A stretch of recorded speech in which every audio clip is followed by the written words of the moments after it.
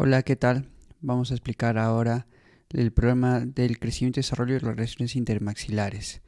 Y cuando uno comienza a hablar de eso, no hay que perder de vista que el objetivo es el desarrollo de la oclusión. Ese es el objetivo, ¿no? El crecimiento y desarrollo es una explicación para entender el proceso anatómico y la evolución del mismo, pero la idea es siempre ver si ese desarrollo de la oclusión por medio del crecimiento y desarrollo está llegando a buen término, ¿no? O qué cosas podríamos corregir del mismo. Y esa es un poquito la idea de esta presentación. Y recordar que tenemos una perspectiva siempre de esfera, ¿no? Partiendo de este punto, de este eje, y luego llevándolo a la curvatura natural de la parte dentaria. Una ligera curva o una curva no tan acentuada es una señal de salud, ¿no? Y qué es lo que tenemos que buscar. El problema es cuando esta curva se acentúa demasiado, la curva de Spee, y ahí sí hay problemas, y hay un desorden. Y eso se puede ver por muchos motivos, ¿no? Uno de ellos puede ser la inclinación, ¿no? De los ejes de los molares, de los premolares, que acentúan esa curva y que la hacen más profunda, ¿no? Entonces eso también es algo que hay que tener en cuenta en relación a esa esfera que debemos de tener.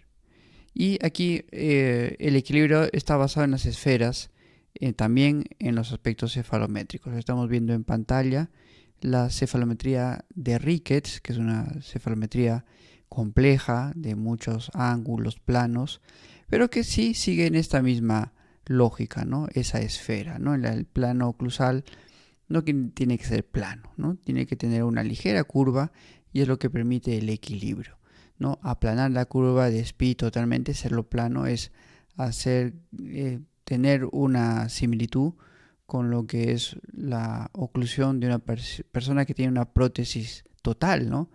Y eso no es un paciente normal, ¿no? El paciente normal tiene piezas dentarias y necesita esa curvatura suave, ligera para funcionar. Me gusta mucho esta entrevista que le hacen al doctor Rocabado, ¿no? Ahí está el link para poder entrar y ver sobre la interceptación de degeneraciones articulares en niños, ¿no? Y la idea es eso, tratar de capturar o encontrar esas interferencias que puedan causar. Y él dice de una manera muy gráfica que los ortodoncistas, y el que le hace la entrevista al doctor Rocabado, que es la persona mayor en este lado izquierdo, él dice que los ortodoncistas y los odontólogos en general somos condilistas, ¿no? Y él es fosista, ¿no? Que le importa la simetría de la fosa, ¿no? Derecha, izquierda, para poder analizar los casos. Bien, entonces es un resumen bastante acotado de él. Aconsejo ver la entrevista completa, que no es muy larga y puede darse más luces. Bien, y él dice lo siguiente en esa entrevista, ¿no? Considerar primero la relación céntrica del cráneo y las vértebras y luego ver la relación céntrica del cráneo y la mandíbula, ¿no? Entonces parece lógico que nosotros veamos si esto realmente está equilibrado y luego ya podemos pasar a ver nuestra articulación, ¿no? Si esto está ok, esto también va a estar ok. Entonces es interesante ver esa relación, ¿no? Y muchas veces un desequilibrio entre las vértebras, la parte craneal y otras partes del cuerpo también van a influir e influyen en la posición de los maxilares, ¿no? Entonces es importante ver eso, ¿no? Cómo está el paciente. El paciente puede tener también en la columna problemas también de postura. Bien, todo lo que ayude a que esto esté equilibrado va a redundar en el desarrollo de nuestra articulación. Él pone en las diapositivas ese equilibrio que debe existir en las vértebras con la parte craneal, ¿no? Pone algunas referencias de las fosas, ¿no? En la parte craneal y con las vértebras, ¿no? Con el atlas, y en base a eso va también viendo qué problemas se va a dar en nuestra articulación, ¿no? Y esto es lo significativo también de ser un profesional de la salud, que estamos viendo sí, la parte dentaria, la parte de articulación, pero vamos un poquitito más allá y que es ver cómo está esa posición. Y a veces será, en este caso el doctor Rocabado es un fisioterapeuta, tiene mucha experiencia en eso, pero a veces también será ayudado por una tomografía, ¿no? Y en una tomografía podemos ver si hay una simetría, si solamente es un tema, por ejemplo, una simetría puede verse por un tamaño de la rama más pequeño que otro, ¿no? O no, también puede ser por un problema más profundo como estamos mencionando, ¿no? También acá la doctora Dami Tamimi también explica un poquito eso, cómo el software nos puede ayudar a ver si hay esa simetría, si las fosas están alineadas o no están alineadas, y eso también nos va a permitir evaluar la repercusión que tiene eso en la articulación. Bien, entonces también en ese desarrollo de la oclusión, el crecimiento y desarrollo, tenemos que ver esto. No, sí, los huesos tienen una dirección de crecimiento, una manera de comportarse, pero hay que ver también esta parte que no es tan complicado de analizar. Hemos mencionado la postura como elemento que va a ayudar a la posición dentaria. Suele ser que un tipo 3, una oclusión tipo 3, clase 3, puede estar aumentada o estimulada por una postura más erguida, no propio de los militares. Entonces puede ser una tendencia así. Una persona que de repente tiene una postura encorvada, es fácil que haya una tendencia a la clase 2, ¿no? La mandíbula se va hacia distal, ¿no? Y también produce ese movimiento en línea contraria al maxilar superior, ¿no? Bueno, igual con la clase 3. Bueno, el tipo 1, claro, una persona que no está tan erguida, ¿no? Tan erguida como sino una postura más o menos normal, la clase dentaria puede tener un equilibrio mejor. Acá el mismo esquema, sabiendo cómo se puede dar esa postura y cómo está resaltado también todo el equilibrio, ya no solamente en la parte que nos corresponde estudiar, sino también en la postura. Muy bien, y esto nos lleva a recordar que hay un crecimiento vertical del plano oclusal desde que uno nace hasta que uno crece y se da esa curvatura, ¿no?, natural que llamamos curva de Spee o Spee. Bien, tenemos esta cavidad glenoidea que en su momento es pues casi plana, va aumentando y la angulación se va dando de otra diversa manera, va aumentando esta inclinación y eso es lo que uno va teniendo como crecimiento normal, ¿no? Ese crecimiento vertical del plano oclusal, ¿no? Que es interesante tenerlo en la cabeza, ¿no? Para saber que es distinto atender a una persona que está recién creciendo a otra que es un adulto. Y acá está un poquito eso como más claro, ¿no? Cómo es esa cavidad glenoidea, también cómo es el cuello del cóndilo, cómo es esta inclinación, poco a poco va aumentando esta inclinación, ¿no? Esta inclinación aumenta, es distinto pues a un niño de 4 o 5 años de inclinación condilar. Y es interesante tenerlo también en cuenta, ¿no? Que el crecimiento es distinto en una edad y en otra. Muy bien, todo esto nos lleva a explicar, teniendo esto en la cabeza, esa adaptación que se da con el tiempo, que también hay una adaptación de la parte, una alteración del plano oclusal lleva a una adaptación mandibular, ¿no? Y acá vemos un poquito eso, ¿no? Y esa adaptación mandibular nos lleva a ver un crecimiento secundario del cóndilo, ¿no? Entonces el tejido del cóndilo es un tejido muy noble, ¿no? Que puede ser remodelado, por supuesto que en el pico de crecimiento mucho más potenciado, pero también en los adultos puede tener un crecimiento secundario del cóndilo para devolver una anatomía natural. Bien, todo eso tiene un equilibrio. Si yo acá hago una adaptación mandibular de la dimensión vertical, es decir, que aumento la dimensión vertical, voy a aumentar también la distancia que existe entre el cuello del cóndilo y la cavidad glenoidea, ¿no? Y hacer que esto tenga una posición distinta, ¿no? Es decir, que uno puede perder dimensión vertical en un adulto. Eso conlleva a que cuando uno pierde dimensión vertical, el cóndilo se intruye en la cavidad glenoidea, ¿no? Se intruye de alguna manera y se pierde esa posición de equilibrio, ¿no? Entonces el tratamiento va a llevar a darle la separación que perdió y poder dar esa adaptación mandibular que estamos viendo aquí. Todo en base también a cambiando el plano oclusal, ¿no? El plano oclusal que tenemos aquí. Bueno, esta diapositiva me parece significativa. También todo esto es muy dinámico, ¿no? Vemos aquí también ese adelantamiento de la mandíbula. Luego también ver que nosotros nacemos clase 2 severa, todos, y luego nos vamos adaptando. Lo normal será una clase 1, lo que esperamos.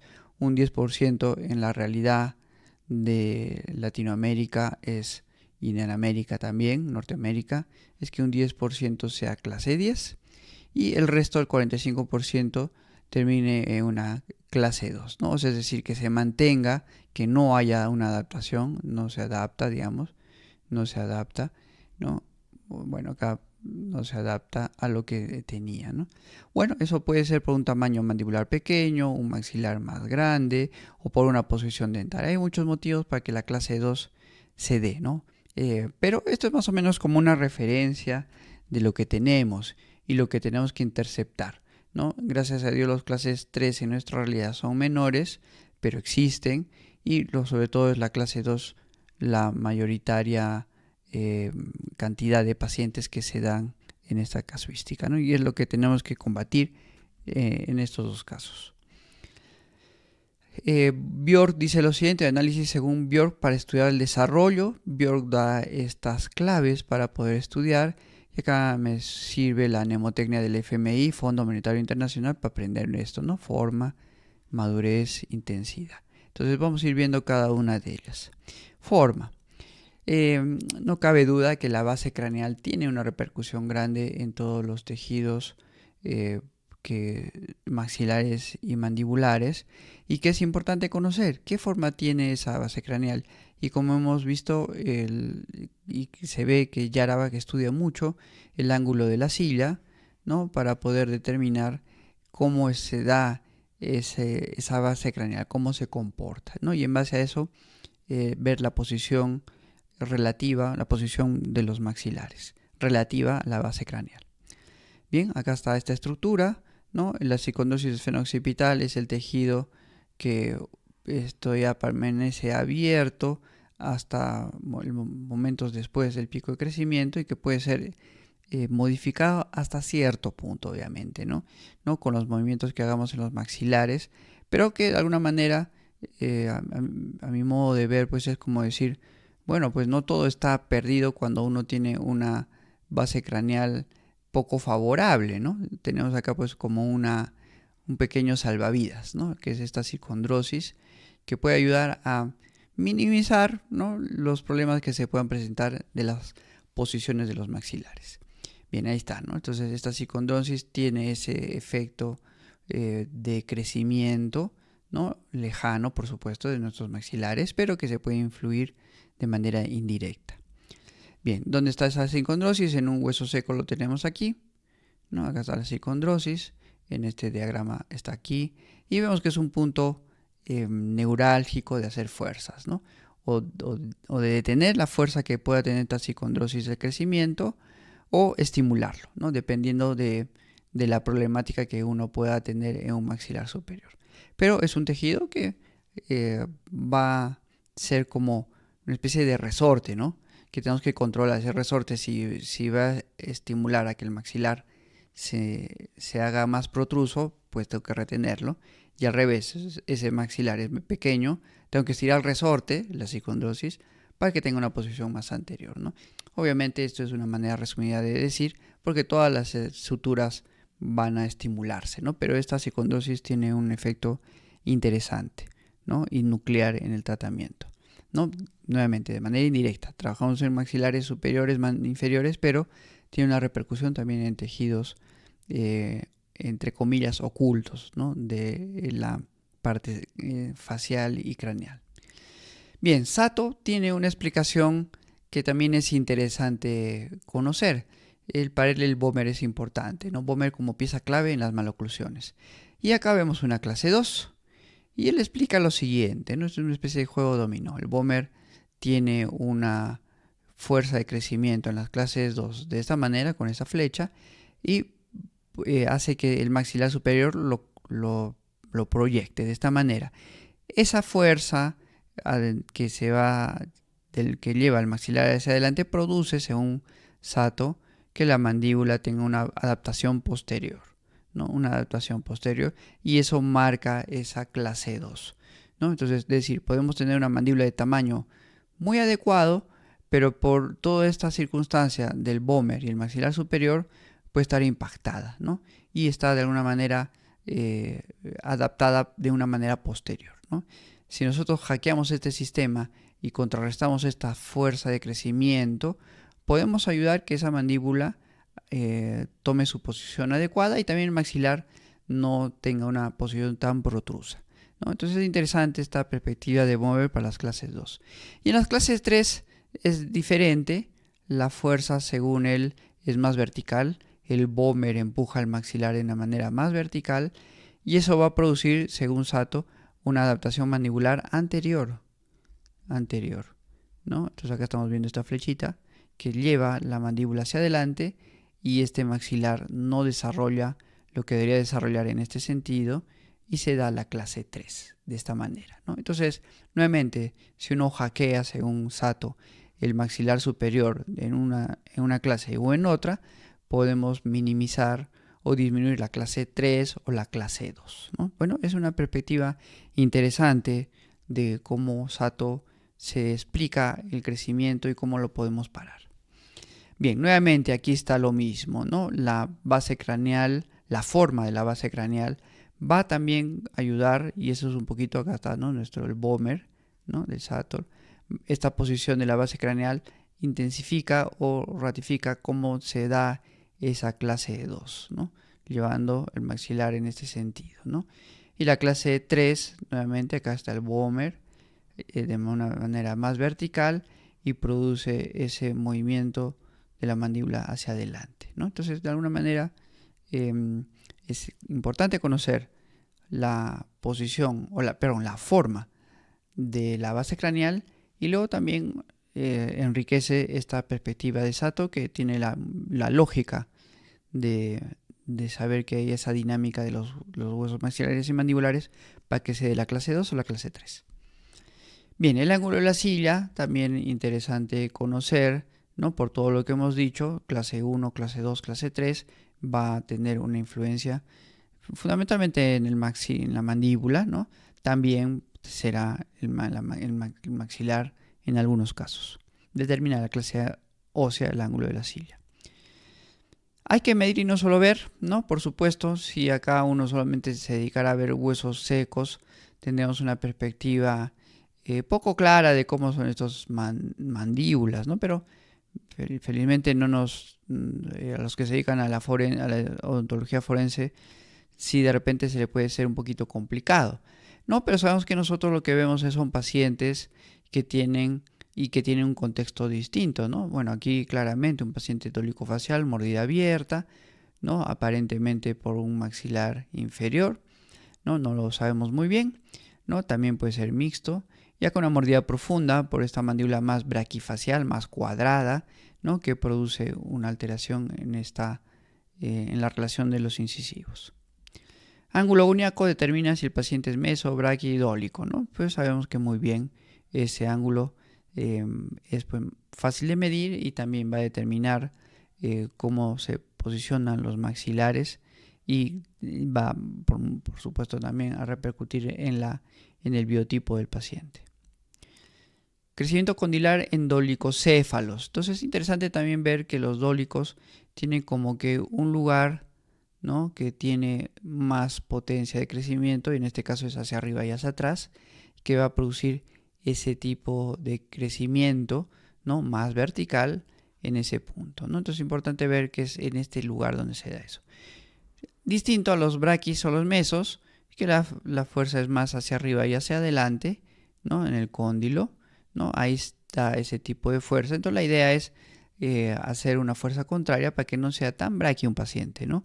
Que de alguna manera hagamos una rotar la mandíbula ligeramente, ¿no? en las agujas del reloj y compensar de alguna manera ese paciente muy braquifacial.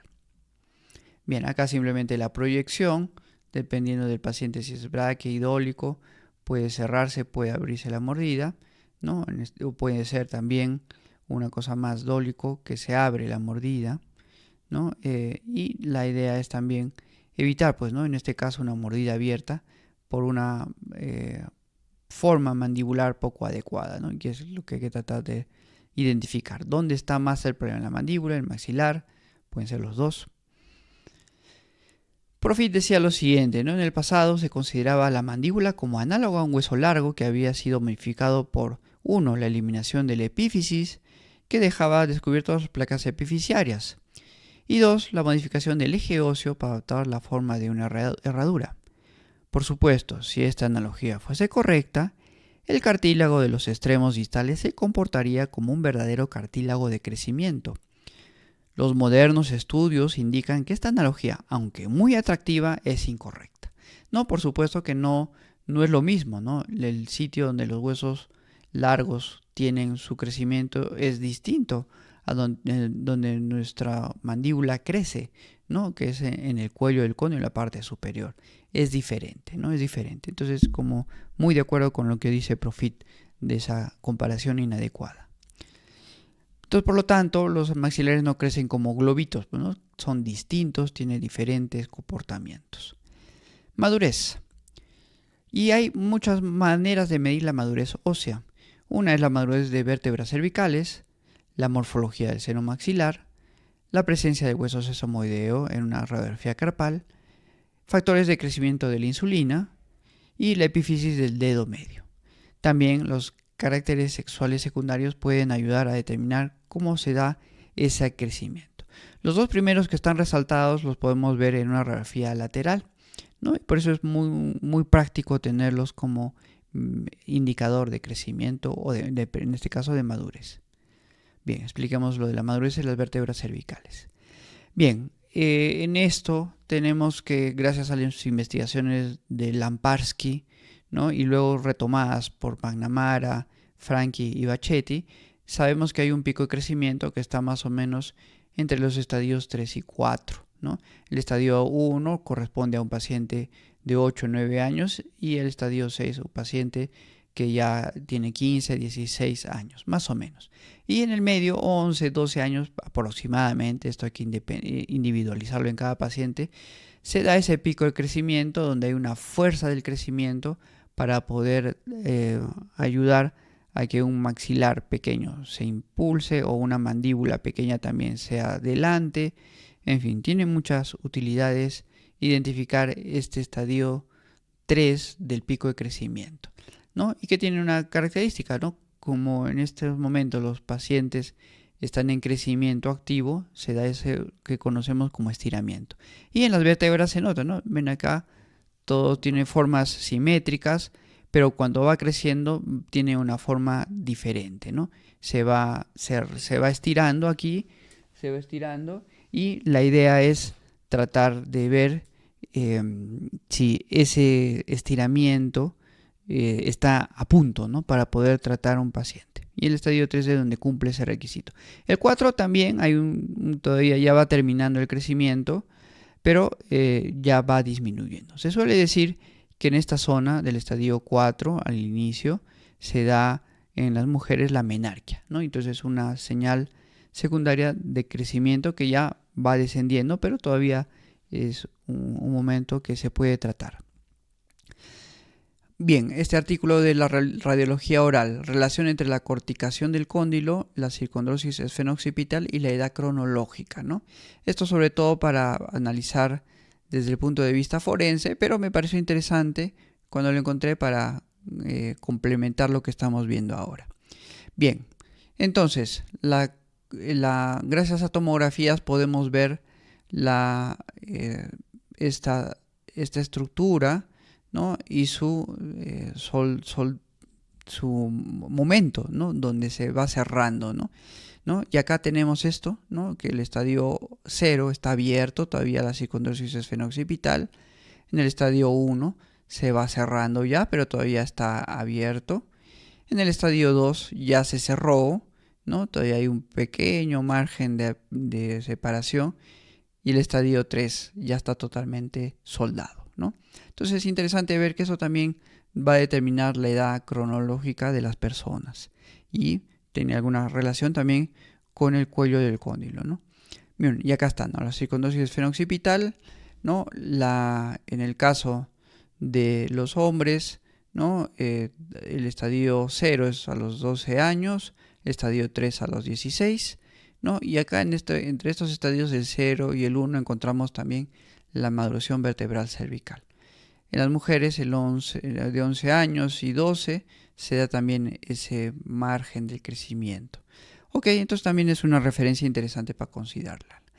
Maduración de la cabeza del cóndilo. Y se diferencia en tipo 1, donde todavía falta consolidarse. El tipo 2 ya tiene una cortical externa delgada. Y el tipo 3 ya está bastante engrosada, ¿no? Entonces esto también es indicativo de la edad de un paciente. Entonces es interesante ver que en el tipo 1 este tejido puede ser muy vulnerable para bien y para mal para ser estimulado. Bien, acá está también, ¿no? Los cuadros tipo 1 en hombres 13 años, tipo 3 17 años. Entonces es interesante ver en el tipo 1 esta edad, ¿no? En los pacientes, en las mujeres 12 años, un poquito antes, ¿no? Que también es un indicativo de lo mismo, de esa maduración. Intensidad, bien. Entonces, ¿qué podemos decir esto? Está relacionado a la nutrición, clima, momento de maduración fisiológica y otros factores más. No, por supuesto que estamos hablando de que hay un pico de crecimiento y que puede ser más o menos intenso y que eso está relacionado a todos estos aspectos.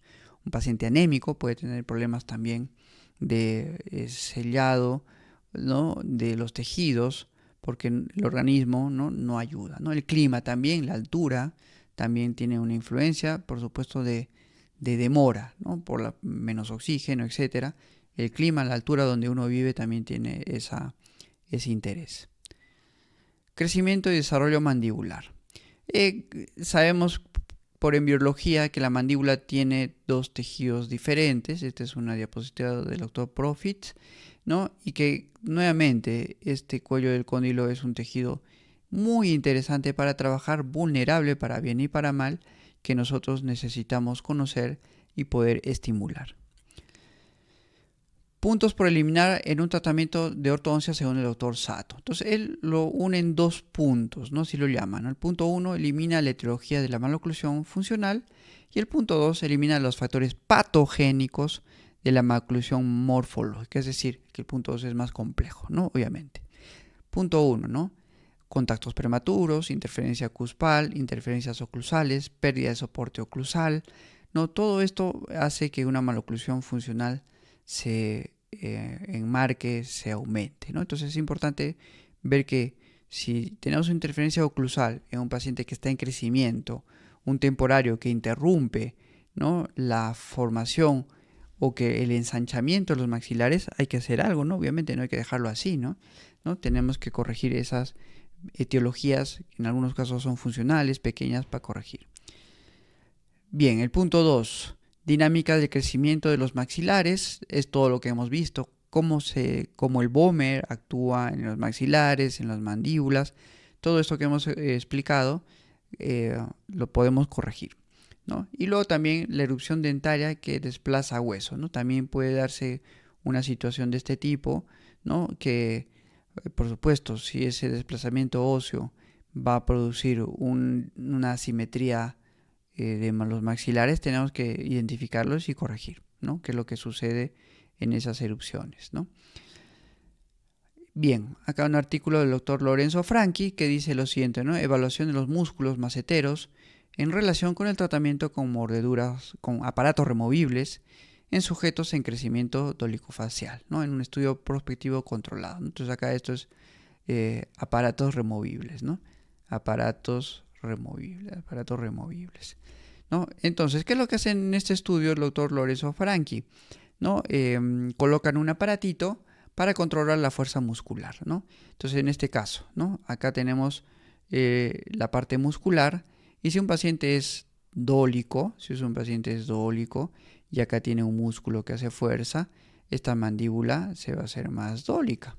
Entonces hay que controlar este músculo para que no altere esta estructura ósea. ¿Y qué aparato ponen? Este tipo de aparato es un aparato removible, ¿no? Que lo que va a hacer es, como dice aquí, quita fuerza al macetero para disminuir la fuerza en un paciente dólico facial en la mandíbula, ¿no? Entonces es una placa que interrumpe al músculo y que hace que el músculo sea, entre comillas, se debilite, ¿no? Para que no se marque eso. Entonces me parece ingenioso este tratamiento, ¿no? Sencillo, no es muy difícil.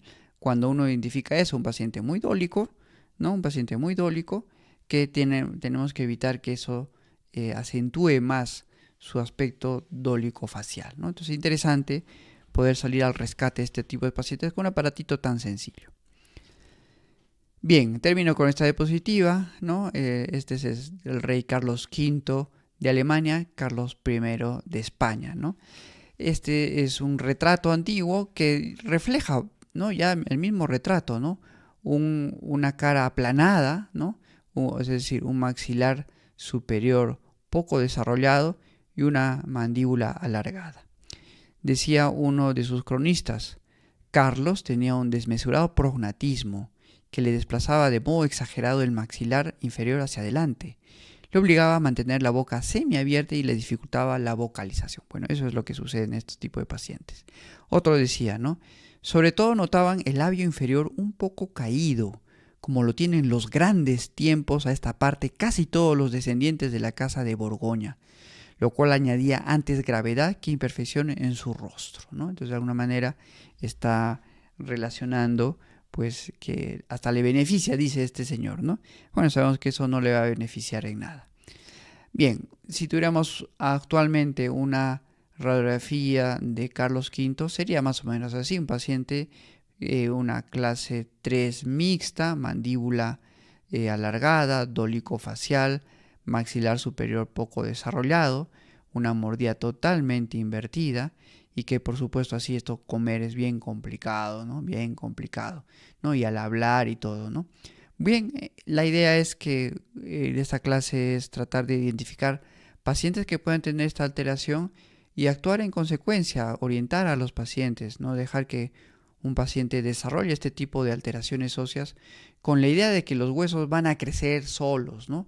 A veces hay indicativos de que no van a crecer, otros sí hay un chance, pero no hay que achacarles a todos esa esperanza ingenua, ¿no? De decir, bueno, sí, van a crecer, va a desarrollar.